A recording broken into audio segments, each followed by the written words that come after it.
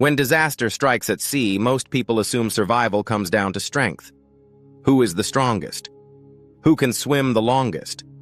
Who can endure the most pain? But maritime investigations reveal something far more unsettling. Strength is rarely what decides who lives.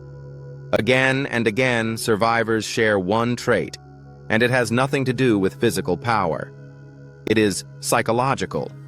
Because the ocean does not test muscle first. It tests the mind. Movies teach us that survivors are fearless. Reality shows the opposite. Survivors feel fear just like everyone else. Difference is what they do next.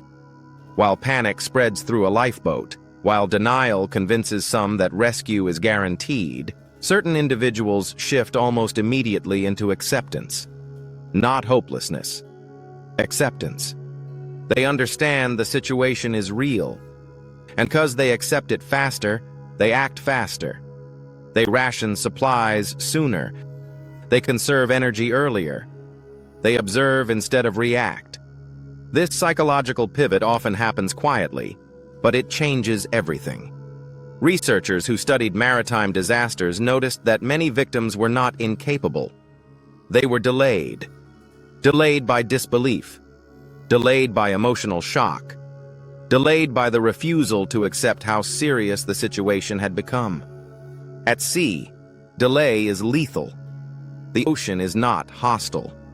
It is indifferent. And indifference does not negotiate.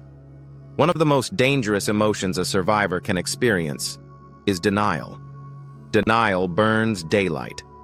Denial wastes water. Denial keeps people waiting for a rescue plan that does not exist. Meanwhile, those who survive begin solving problems immediately. Even small decisions matter. Do we stay with the wreckage? Do we move toward shipping lanes? Do we signal now or conserve strength? Survival often becomes a chain of microscopic choices. And once exhaustion arrives, the ability to choose wisely begins to erode. But perhaps the most surprising discovery from survivor accounts is this: calm is contagious. So is panic. A single composed person can stabilize a group. A single panicked person can fracture it. Leadership at sea is rarely assigned. It emerges.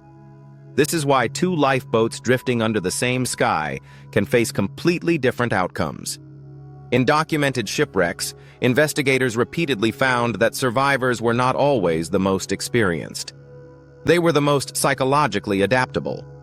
They accepted reality quickly, focused on what remained within their control, and refused to surrender decision-making to fear.